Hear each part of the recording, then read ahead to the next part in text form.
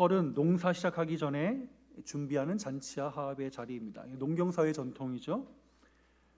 이번 주 설 연휴에도 우리 여러 가지로 이동하시고 또 많은 분들 만나실 텐데 믿음의 사람으로 화평을 전하는 자리에 있고 오랜만에 만나는 분들과 함께 행복한 시간을 보내시기를 기도하겠습니다.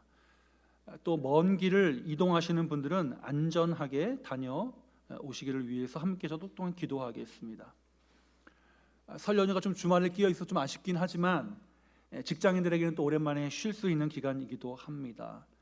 우리 알찬 시간을 만드시기를 바라겠습니다.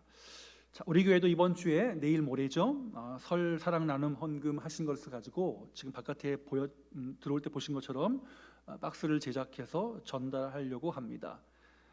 필요한 분들에게 잘 전달되어서 그분들에게도 이웃이 있고 교회가 있다는 마음이 잘 전달되었으면 좋겠습니다. 이 일을 위해 여러분들 또 물질로 또 시간을 내서 여러 가지로 헌신해 주신 분들께 감사의 말씀을 드립니다. 자, 오늘은 미가서 본문입니다. 미가는 남유다 왕국에서 우상 숭배가 가장 극심했던 주전 약 700년 전후에 활동했던 선지자로 아하스 시대 가장 악한 왕, 그리고 그에 대한 반작용으로 종교개혁을 일으켰던 그 다음 왕인 히스기야 시대의 인물이었습니다. 미가가 살던 시대는 아수르가 제국을 형성하기 위해 팽창주의 정책을 펼치면서 북이스라엘을 멸망시키고 남유다까지 호시탐탐 노리고 있던 시기였습니다. 이때 아하스의 태도는 어떻게든 내가 갖고 있는 권력을 놓지 않기 위해서 아수르의 우상을 숭배합니다. 우상은 힘을 숭배하는 것이니까 아수르의 눈치를 봤다는 거죠. 그러면서 뒤로는 뭐예요? 애굽의 도움을 받아서 아수르를 막으려고 했습니다. 이 모든 것이 뭐예요? 내 힘을 유지하기 위해서. 그런 아수르는 강력한 팽창주의 정책을 포기하지 않고 아수르까지 위협하고 쳐들어왔습니다. 그의 아들은 히스기야가 왕이 되자 안 되겠다 싶어서 힘을 숭배하는 우상 숭배의 종교개혁을 일으킵니다. 그래서 우상을 제거합니다. 아수르의 우상을 제거합니다. 그러니까 아수르의 우상을 제거하니 아수르의 왕이 가만히 있지 않았겠죠. 그러니까 이때 참 매우 어려운 시기에 미가 선지자가 예언을 하나님의 말씀을 선포합니다. 당연히 우상 숭배에 대한 강력한 경고를 했겠죠. 그리고 영적으로 타락해서 우상 숭배가 나타나면 뭘로 나타나냐? 사회 시스템의 붕괴로 나타났습니다. 그래서 그것을 회복하려고 하는 사역을 시작하는 거죠. 그래서 미가 선지자의 경고는 누구를 향해 있느냐? 당시 지도자들인 왕족, 제사장, 정치인, 경제적으로 부유한 자들, 즉 사회적 강자들을 향해 있었습니다. 왜요? 나라를 거의 망하도록 한 책임이 그들에게 있었기 때문이었습니다. 불의와 불법이 성행하고 정의가 사라져서 힘이 없어지고, 정의가 사라지니까 힘이 없고 가난한 자들이 참 살기 힘든 시대가 미가 시대였습니다. 이때 미가는 하나님의 말씀을 들을지어다 라고 하며 예언을 선포합니다. 자, 그리고 하나님의 말씀을 전달한 그 말씀을 듣고 반응하는 남유다 백성들의 반응이 미가 선지자의 내용으로 이루어져 있습니다. 그래서 오늘 우리가 읽었지만 변론하자. 변론은 뭐예요? 질문하고 답변하고 질문하고 답변해서 법정에서 싸우는 거잖아요. 법적인 용어들이 많이 등장합니다.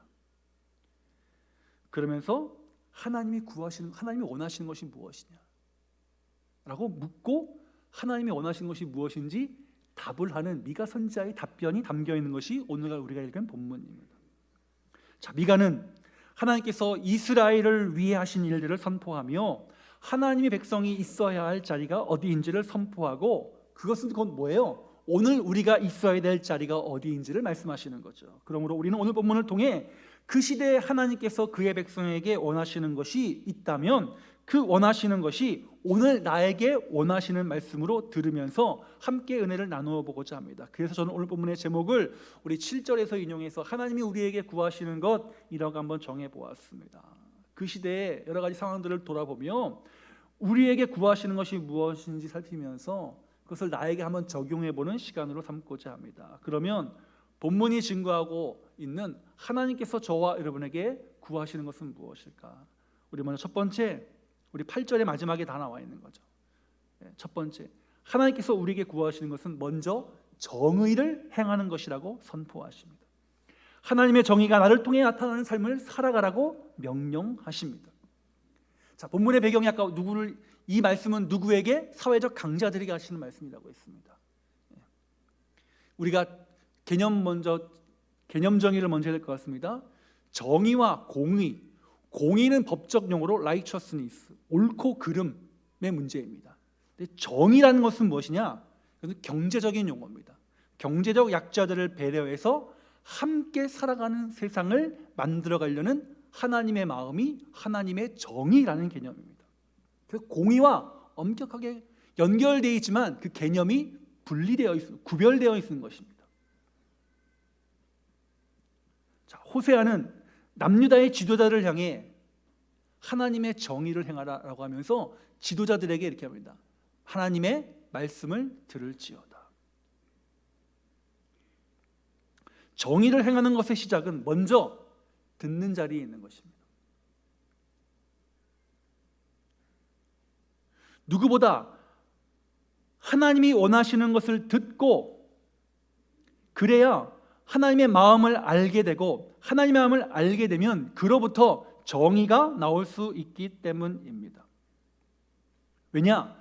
당시에 자기 소견에 옳은 대로 행하면서 이스라엘은 타락의 길로 갔습니다. 그래서 강한 사람들이 약한 사람들 걸 다 빼앗는 거예요.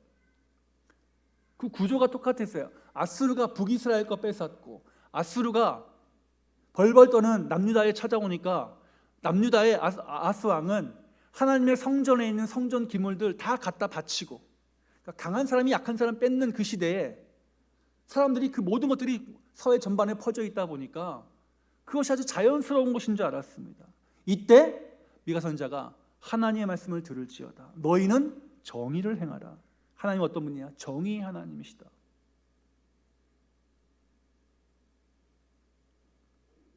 그리고 정의의 자리에 있기 위해서 먼저 뭐라고요? 주의 말씀을 들을지어다. 정의의 자리에 있기 위해 먼저 듣는 길을 달라고. 들으면 내가 감동의 사람이 되는 자리에 있고, 그러면 하나님의 마음을 알게 되기에 같이 살아가는 세상을 만들 수 있다라고 미가가 남유다에 선포합니다. 자, 법정에서 변론이라고 했죠. 하나님께서 돌아보니 남유다의 상황이 한국말로 하면 기가 막힌 거예요. 왜요? 내가 너희를 애굽에서 인도하여 냈고 땅 한 평도 없던 사람들한테 가나안 땅을 주었고 12지파에게 다 가문대로 다 나눠주지 않았냐? 공평하게 나눠주지 않았느냐? 야, 근데 너희 지금 사는 것 보니까 약한 사람들 거 다 뺐더라. 내가 너희한테 그렇게 살라고 알려줬냐? 그거 아니지 않느냐? 12지파가 같이 평등은 아니어도 공평하게 같이 누리고 먹고 살도록 해주지 않았느냐? 그런데 왜 너희 지금 지도자들이 앞장서가지고 약한 사람들 거 뺏고 불공평한 사회를 만들어 가느냐? 그러므로 이스라엘아, 너희는 들어라. 내가 너희에게 어떤 것을 행하였는지 들으라. 3절 이르시기를 내 백성아, 내가 무엇을 너희에게 행하였는지, 무슨 일로 너를 괴롭게 하였느냐? 너는 내게 증언해보라. 너는 말 좀 해봐라 라고 말씀하시는 거죠. 하나님께서 말씀하시는 걸 들으라는 거예요. 하나님의 원리를 들으라는 거예요. 우리들도 하나님의 정의를 행하는 자리에 있으려면 내게 하신 하나님의 일을 돌아보는 것으로부터 시작해야 됩니다. 나에게 말씀하시는 하나님을 바라보는 자리에 있어야 합니다. 내가 은혜 받은 것을 기억하고 그 말씀을 듣는 자리로부터 하나님의 구하시는 정의의 자리로 나아가는 것입니다. 그래야만 현재 우리가 어려움 가운데도 그래, 예전에 하나님께서 내가 그렇게 더 어려웠을 때도 나에게 은혜 주셨지, 우리 가정에 복을 주셨지, 우리 교회에 우리 가정에 이런 일들 행하셨지, 돌아볼 수 있는 거예요. 어쩔 때 내 귀를 열어 주의 말씀을 듣고 있을 때. 하나님께서 많은 일들을 통해 이스라엘 백성들을 인도하셨습니다. 그런데 지금 고난을 당하고 있다면 원인이 분명히 있겠죠. 그 원인 가운데 선지자가 요청하는 것은 뭐냐? 우상을 깨라는 거예요. 우상이라는 것은 뭐예요? 힘을 상징하는 것을 깨. 세상의 힘을 따라가는 것을 내려놓으라는 거예요. 세상의 원리를 따라가는 것을 내려놓으라는 거예요. 그러기 위해서 먼저 뭐예요? 하나님의 말씀을 들으라라는 거예요. 그래야만 그 정의에 대한 개념, 공의에 대한 개념이 그 10년 가운데 바로 세워질 수 있다는 거예요. 자, 북이스라엘이 망했습니다. 아수르에서 멸망당했습니다. 현재는 남유다까지 풍전등화 앞에 놓였습니다. 왜 이렇게 되느냐? 미가 선지자는 뭐야? 하나님이 하신 것이라는 거예요. 왜요? 너희가 그렇게 엉망으로 살았으니까 하나님께서 경고 사인을 보내주시는 것이다. 그런데 지금까지도 너희 아직도 하나님 말씀을 듣지 않는구나. 그러므로 너희는 하나님 말씀을 들어라. 그 듣는 것의 가장 첫 번째가 뭐예요? 정의로 하라 라고 말씀하십니다. 정의로 하라.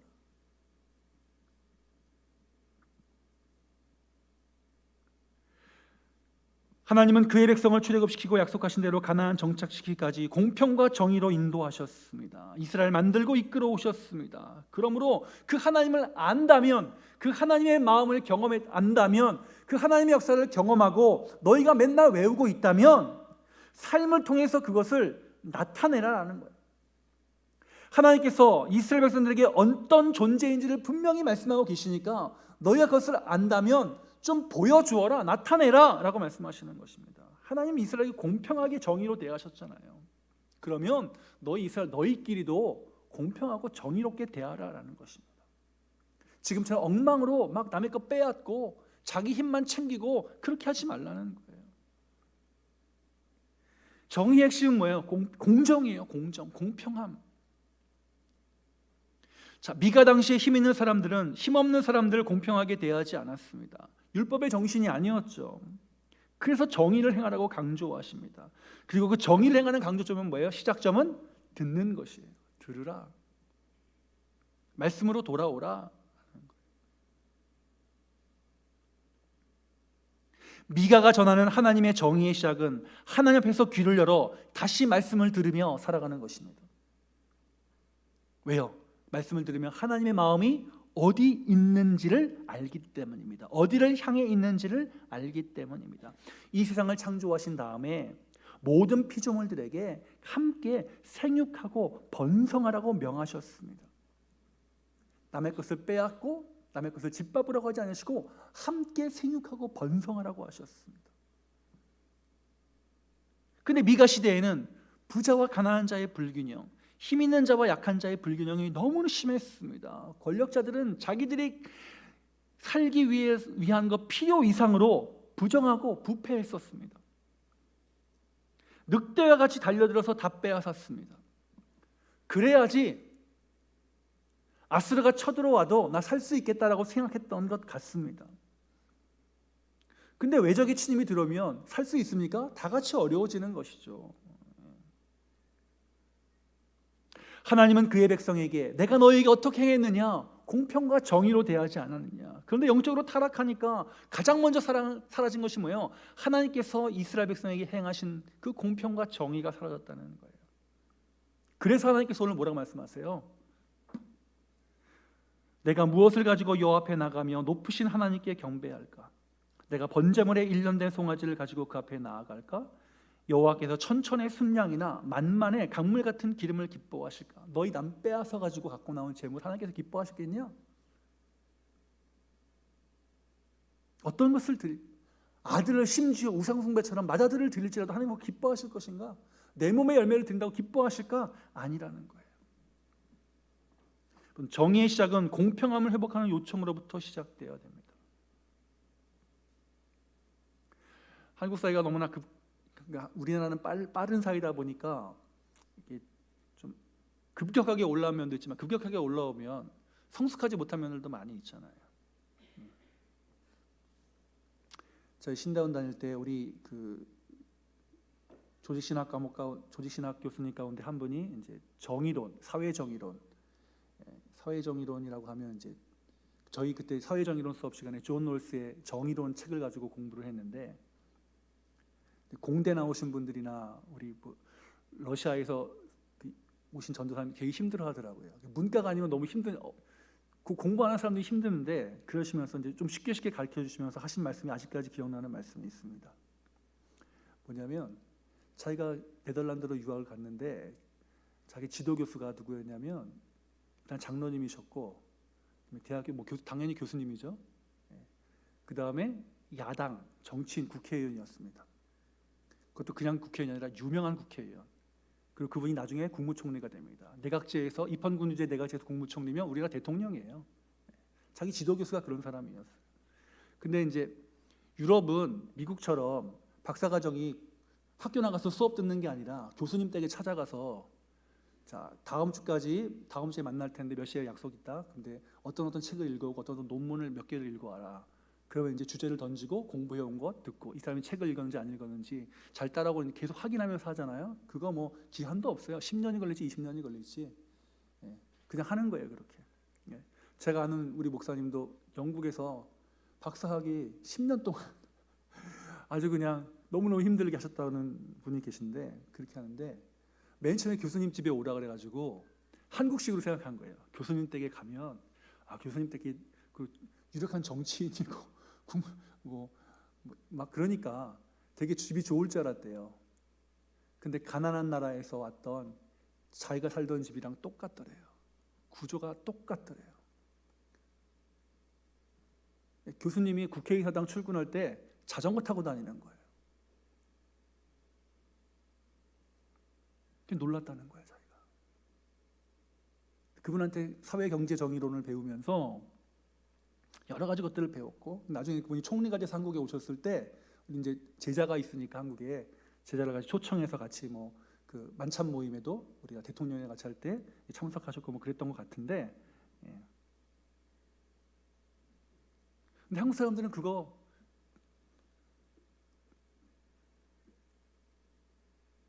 어떻게 생각하시는지 모르겠어요. 근데 그분이 그렇게 말씀하셨다는 거예요. 왜 내가 일반 서민들처럼 평범하게 사는 사람들보다 이상하게 살아야 되느냐? 나는 그렇게 생각하지 않는다는 거예요. 그게 자연스러운 게 아니라는 거예요. 이분이 이제 우리 석사는 미국에서 하셨고 박사는 네덜란드셨는데 미국은 안 그렇잖아요. 미국은 자본주의 끝판왕 아닙니까? 보스턴 대학교에서 하셨는데 미국 동부에 그 자본주의 끝판왕을 보다가 거기 가서 보니까 본인도 적지 않게 충격을 받으셨다는 거예요. 왜 그러냐?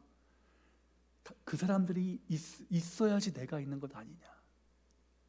내가 능력이 좋다. 나 공부 많이 했다. 그래서 내가 많은 것을 가지면 많은 것을 가질 수 있다고 생각하는 것은 자연스러울 수 있지만 그러나 그렇게 하면 사회 구성원들 가운데 어려움 겪고 있는 사람이 생기지 않겠냐? 사회 구성원들이 없으면 내가 공부 잘하고 내가 능력이 뛰어난다고 해도 뭔 소용이 있냐? 그 사람들 없으면 내가 가질 수도 없다. 그러니까 우리 함께 살아가는 세상이다. 너 한국 가서 학생들 가르칠 때 이거 꼭 잘 가르쳐라. 그러면서 한국 교회가 어떤 교회인지 물어보시고 한국 교회에서 함께 기도해주고 동양에서 온 가난한 유학생을 위해서 늘 기도해주시고 공부하기 수업하기 전에 대화 나누기 전에 축복 기도해주시고 너가 섬기는 교회는 어떤 교회냐 물어보시면서 그 교회에서 기도해주시고 그렇게 하셨다는 거예요. 그리스도인은 어려운 사람을 향한 마음이 있을 때 또 사회가 구조적으로 이렇게 어려운 사람들을 위해서 제대로 움직여지지 못할 때 하나님의 정의가 이 땅 가운데 나타나야 한다고 말해야 합니다. 교회는 그거 말해야 하는 곳입니다. 우리는 그동안 교회에서 뭐예요? 축복받기를 원했습니다. 많이 축복받았잖아요. 누군가 있기 때문에 나도 있는 겁니다.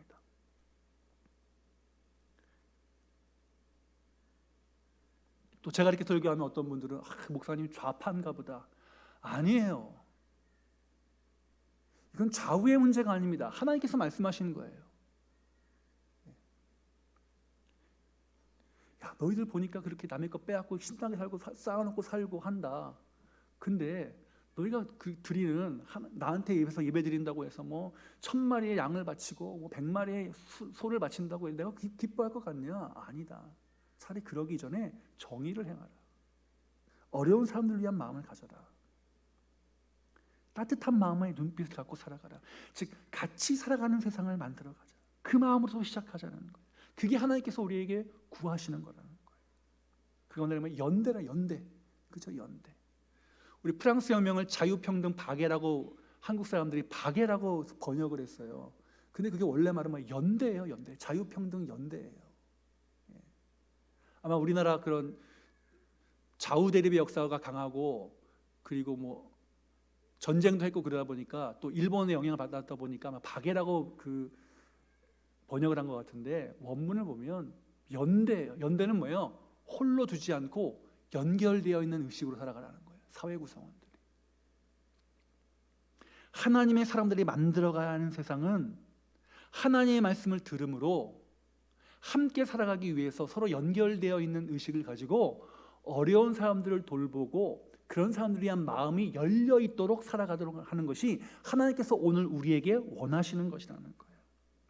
그래서 독일은 사회복지 정책을 어디서부터 시작했어요? 교회에서부터 시작했어요. 그래서 교회에 많은 예산이 지금도 내려옵니다. 정부에서. 거기만 국가교회니까. 그리고 1%의 소득 1%가 종교세로 거두니까 그것을 가지고 분배를 하는 거예요. 교회로 오면 교회가 그것을 가지고 뭐예요? 고아원도 하고 미혼모 시설도 하고 노숙자들 위해 돕기도 하고 그런 거 하는 거예요. 하나님은 우리에게 공평함으로 정의를 이루며 대하셨습니다. 그러므로 우리들이 있는 자리에서도 하나님이 원하시는 정의와 공평함을 만들어낼 수 있는 그런 마음, 하나님께서 그런 마음을 우리에게 요구하시는 거예요. 정의의 마음을 갖고 살아가자. 우리 이번 한 주간 동안에 나에게 주신 복을 계수하면서 우리 함께 그런 정의의 마음을 갖고 살아가시는 우리 복된 한 주간이 되시기를 주의 이름으로 축원합니다. 두 번째, 하나님께서 우리에게 구하시는 것은 그 다음에 뭐라고 표현합니까? 8절에 오직 정의를 행하며 그 다음에는 인자를 사랑해라. 인자와 긍휼을 사랑하는 것이라고 말씀하고 있습니다. 인자, mercy, 긍휼을 사랑하라는 거예요. 긍휼을 사랑해라. 같이 연결되는 거예요. 우리들이 힘을 좋아하는 것이 아니라 너희 힘을 좋아해서 우상을 섬기는데 그거 내려놓고 인자와 긍휼을 좋아함으로 하나님께 우리에게 구하시는 것을 나타내라고 말씀하고 있습니다. 자, 아하스 왕이 자꾸 아수르가 자기를 힘으로 누르니까 내가 어떻게 살아야 되지 하면서 하다가 결정한 게 뭐예요? 내 힘을 잃지 않으려고 모든 수단과 방법을 동원한 것이었습니다. 그런데 이때 그런 남유다 왕국을 향해서 하나님께서 뭐예요? 아하스야, 너 힘을 사랑하지 말고 자비와 긍휼을 사랑하라. 세상의 힘을 사랑하지 말고 하나님의 마음을 사랑하라 라는 요구였습니다. 즉 하나님이 세우신 질서로 돌아와서 하나님이 세우신 질서를 만들어가라라는 것이었습니다. 남유다가 살 수 있는 것은 세상의 권력이 아니라 하나님의 마음으로 회복되는 것이라는 거예요. 자비와 긍휼을 사랑하라는 말은 원래 창조된 백성의 정신으로 돌아오라는 외침이었습니다. 하나님의 백성이 사는 원래 방식으로 살아가라는 것이었습니다. 여러분, 그러나 반대로 사람은 누구나 눈에 보이는 힘에 이끌립니다. 힘을 갖고 싶어 합니다. 그리고 힘을 가지면 그거 사용하고 싶어 합니다. 누구에게나 이런 권력의 의지가 있습니다. 당시 남유다도 북이스라엘이 힘없이 무너지는 것을 보면서 안 되겠다, 눈에 보이는 힘을 의지하자라고 하는 모습을 보였습니다. 근데 그 힘을 가지고 살려고 발버둥 치는 사람들을 향해 하나님 뭐예요? 창조주 질서의 원래로 돌아가라.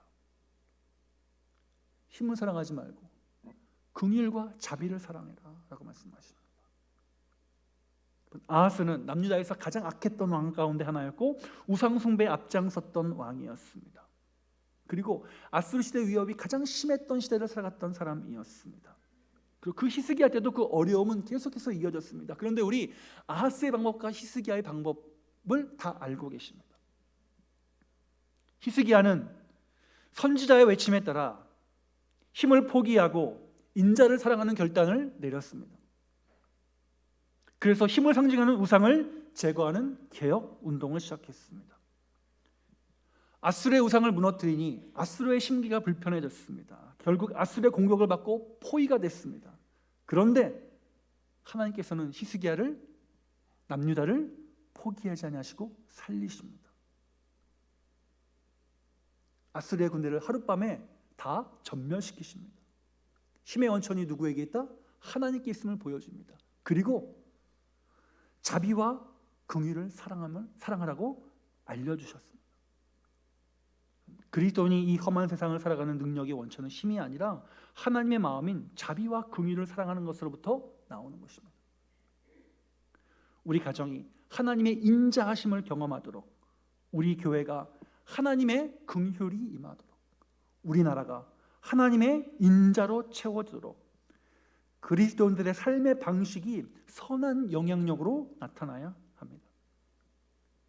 이번 명절 기간에 우리가 가는 곳에 주의 자비가 내리도록 힘을 써주시기를 바랍니다.